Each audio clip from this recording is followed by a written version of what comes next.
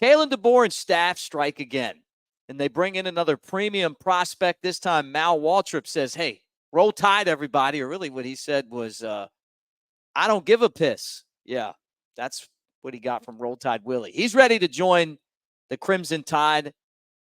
Kalen DeBoer and company getting it done.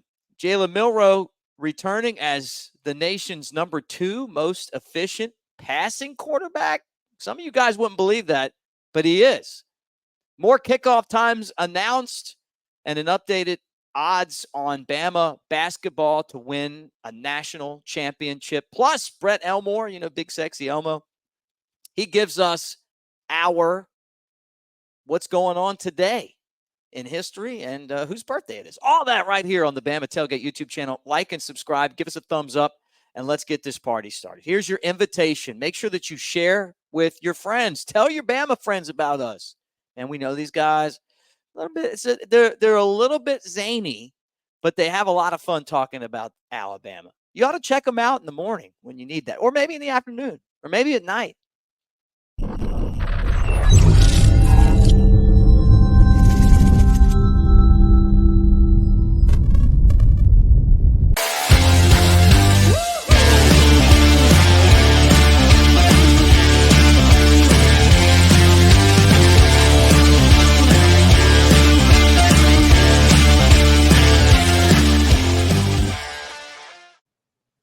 What do you say, everybody? There he is, big sexy Elmo. At Brett Elmore, host of the Brett Elmore Show. I'm just little broadcaster Mick on Twitter. What's up, dude? How you doing? Good. How are you, Mick? Hey, I'm doing great, and I'm going to tell you why. We knew this was coming. Thanks to Andrew Bone, the guys over there working the phones, gave us a little inside info. He was like, hey, this is going to be the next guy. Keep an eye on it. Yep, it didn't take long, but Michael Carroll on that offensive line, and now Mal Waldrep commits to Alabama, ranked as a 3-star right now. That could change, but part of the 2025 class. Kalen DeBoer, I thought he was going to be the, what were they calling him? The Husky Harbin, Harsin? Yeah, that guy. The old Auburn coach that didn't last very long. Harsin. Brian Harsin. I don't remember his name much either. And he was forgettable. I'm not good with names. I'm not either, and the Auburn fans, they want to forget that name too. Waldrep a big get, we say he's a 3-star, but he's heading into that senior year, and he'll be a 4-star. It doesn't really matter. I mean,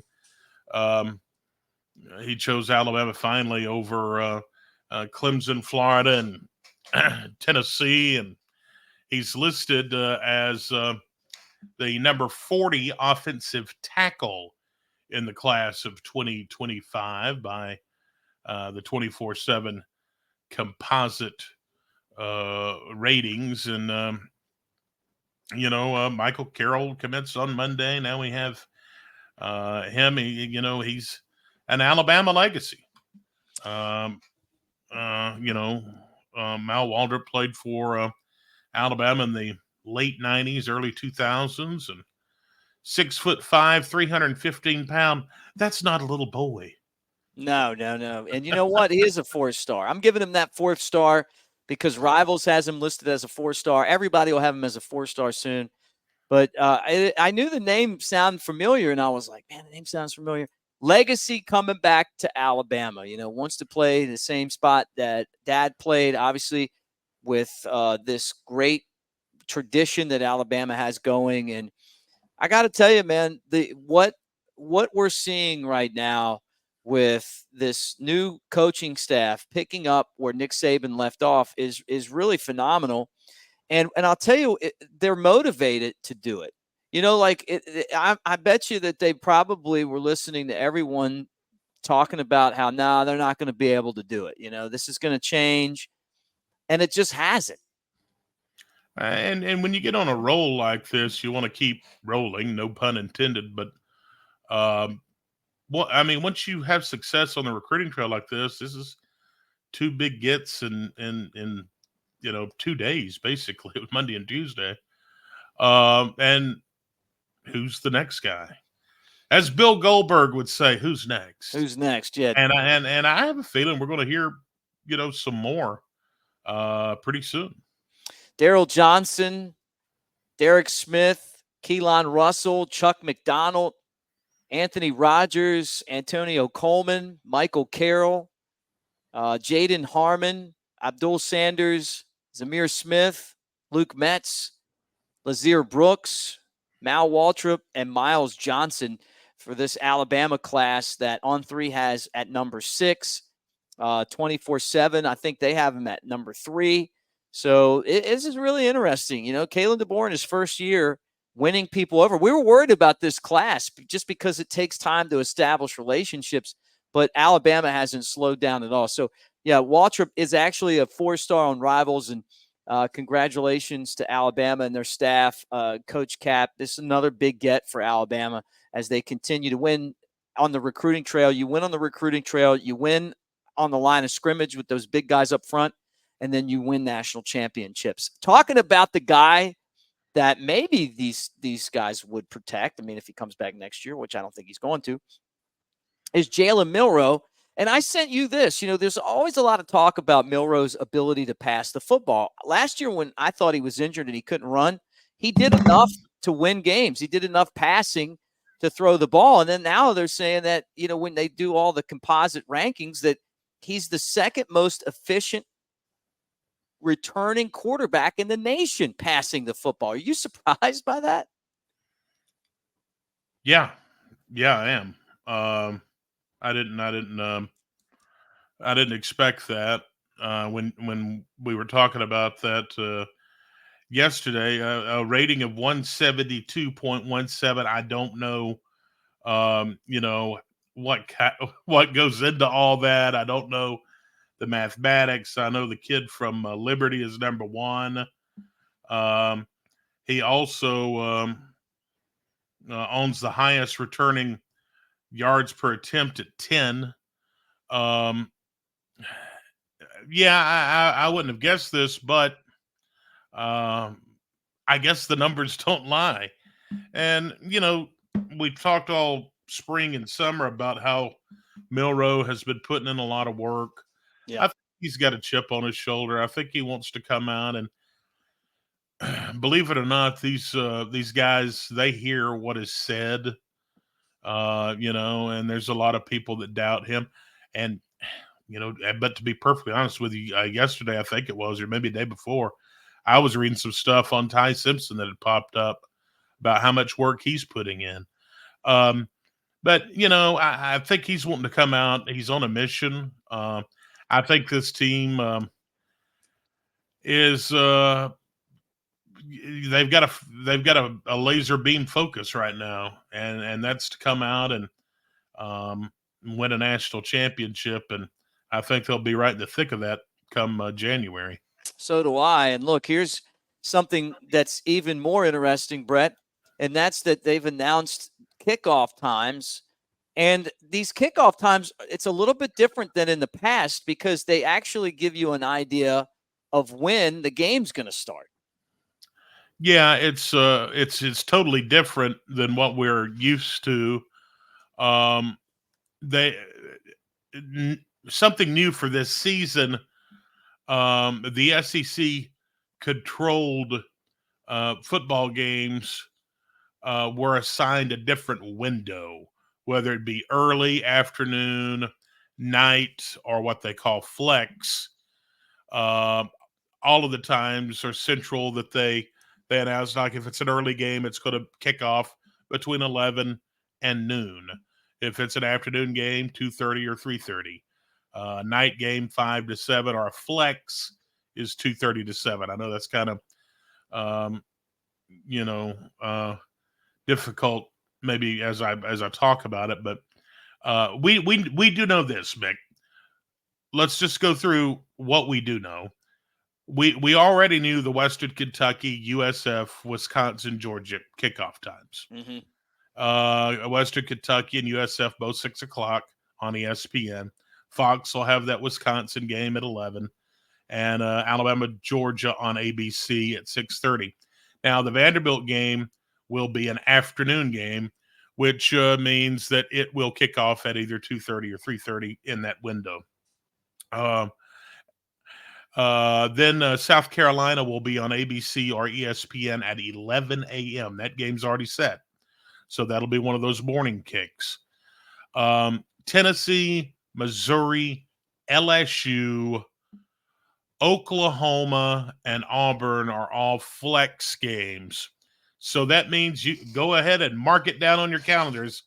Those games are going to kick off between 2:30 and 7, somewhere in that window. And finally, the Mercer game. I don't know if that was set already or not. That'll be an ESPN Plus, SEC Plus game at 1 o'clock. Yeah, I love this. I mean, we always kind of had an idea of when these games would be, but just to have it where they're trying to make it a little bit easier on fans by giving you at least to plan on being there for these games is a good thing. Talking about plan, how about this? Updated odds as Alabama is clear betting favorite to win a national championship. We were talking about it, yesterday, that some, analytics have them as maybe the third best team in college basketball roster-wise in the last 20 years. That doesn't mean anything. All it means is that you got a ton of talent and returning players. But this is more proof that Alabama, according to Vegas, has a chance to win it all. According to Bovada, Bama's at 8-1. I never in a million years thought I would sit here and say, Mick, Alabama's plus 800 to win the basketball national championship ahead of UConn, the second favorite, Kansas, Duke, Houston, and Gonzaga, in that order. Never thought I would see this day, but I'm glad it's here. Yeah. Money is going on Alabama at plus 800. UConn's plus 900. Kansas and the others were plus 1,000 or more. Yeah, it's really cool. And we'll talk a lot about basketball as we move towards the start of the regular season. But what an exciting time to cover Alabama. You got football, a lot of wins there. DeBoer getting it done, not sitting around idle, didn't take the job and hide out. All he's done is just continue to kill it. And then this basketball team setting up to be the greatest that Alabama's ever had. All right, guys, look, I want to remind you that we're brought to you by our friends at Pearl River Resort. They make the show possible. They've got the Timeout Sports Lounge, which is a Vegas-style sports book. Legally, you can go gamble, hang out. You spend $50, you get to play Dancing Rabbit Golf Course, which is the Augusta you can play for just $40. It's got table games and slots at Golden Moon Casino and also Silver Star. You got the water park, which is a great time of year for that. You got the spa if you need that, and some great acts, including Boys to Men, Big and Rich with Gretchen Wilson, Rodney Carrington, celebrating 30 years at Pearl River Resort. When we come back, Brett, it's his show, so just make sure you hang, and we'll talk about what's going on in the world right after this.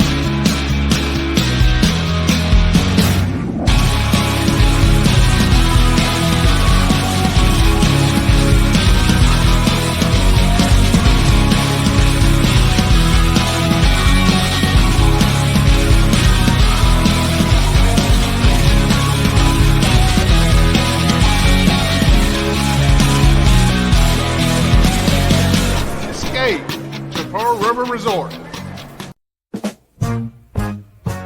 They call him Big Sexy, coming at you from the Walker County.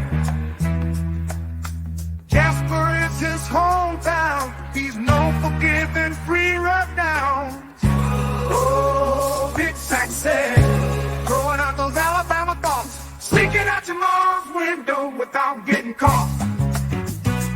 It gives you the XP, but Big Elmo is here to please. Big Sexy Elmo on the Bama Tailgate Show.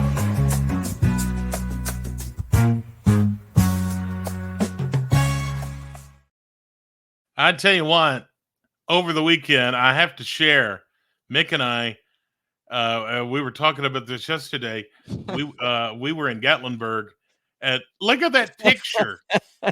Is that not the best thing in the world? The No, it isn't. But the funny thing is, we were going up over the mountain, and every time you hit the pole where they hold the lines, everybody would go, ah, oh. Yeah, yeah, that was look at Mick's face. He's like, what in the hell have I gotten myself into? Oh, it was great. But let's take a look at this day in history. Not a lot going on as far as celebrity birthdays are concerned. A couple of really famous ones, though. Starting with the 41st president of the United States of America, George H.W. Bush, was born on this day in 1924. That's pretty cool. We had a mock debate in high school, and I was George W. Bush, and I went up against Clinton, and I went up against Perot in front of my whole school. And it's like the most terrifying thing, ever. And then, but I guess I did well. We ended up winning. Yeah.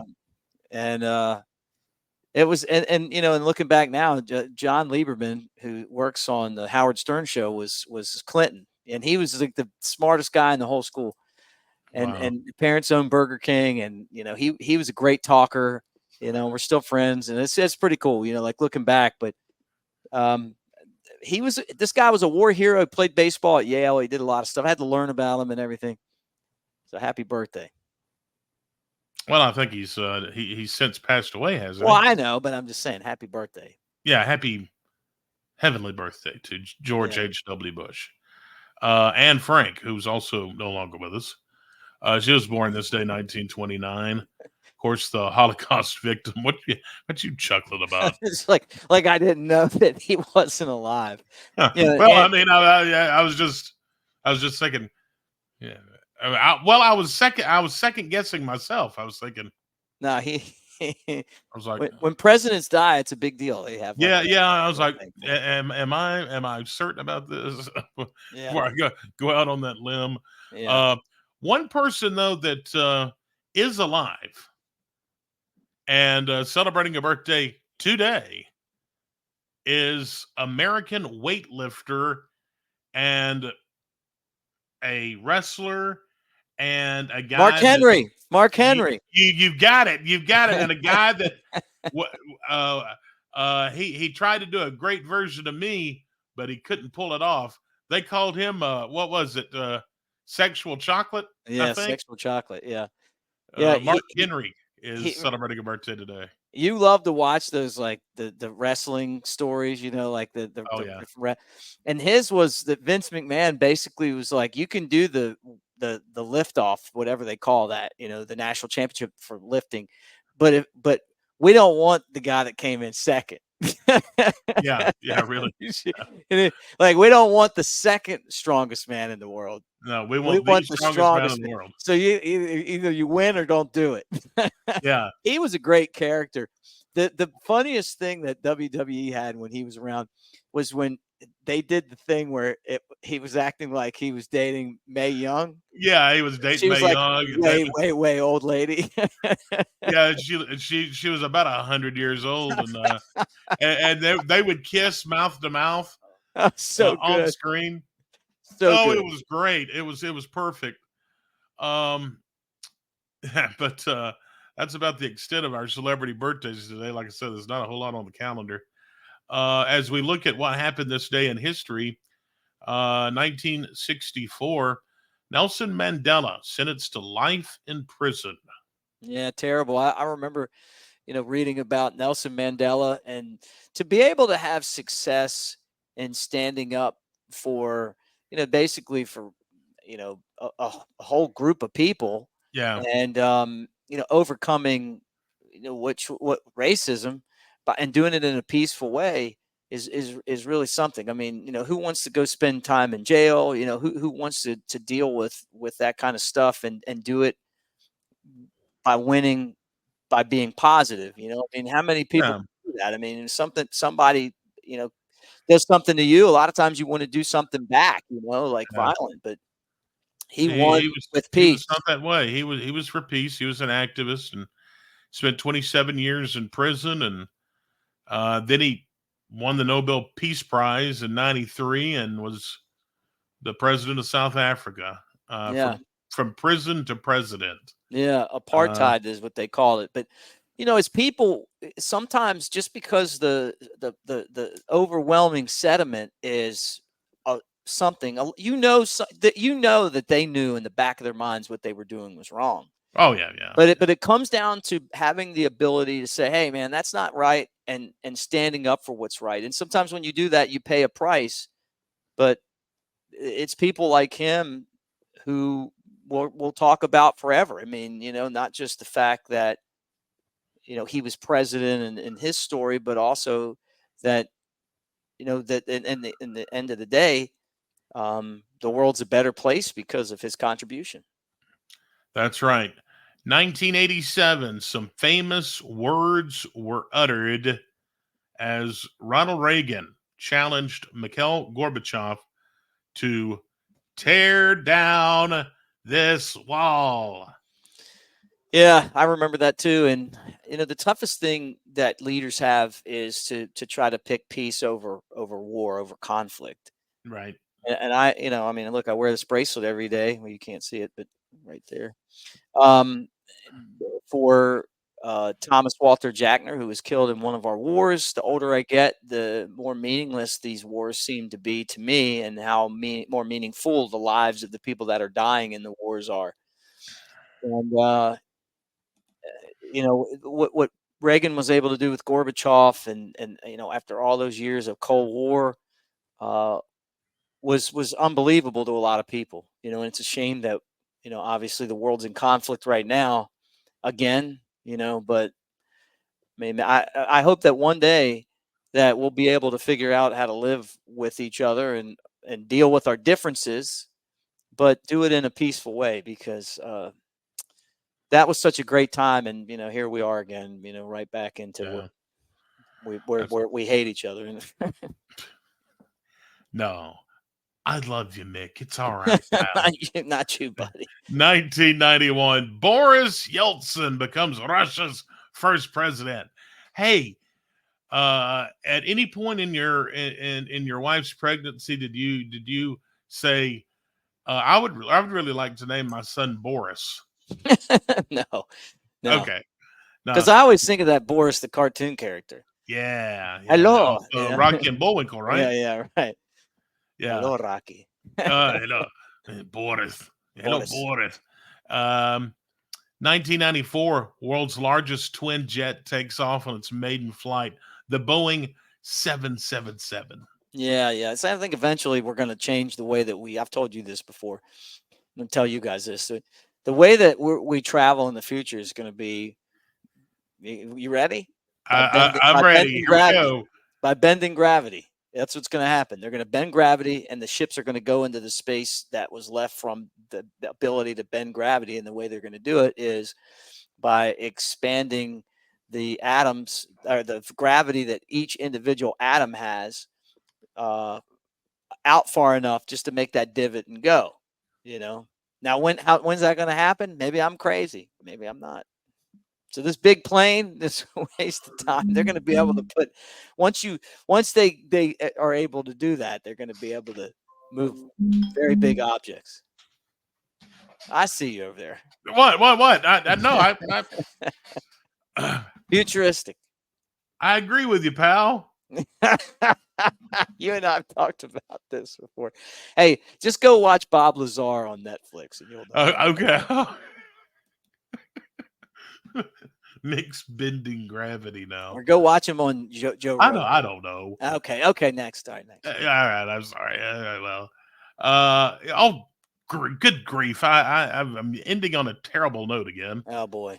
2016, the mass shooting at the Pulse nightclub in Orlando happened this day, killing 49 people.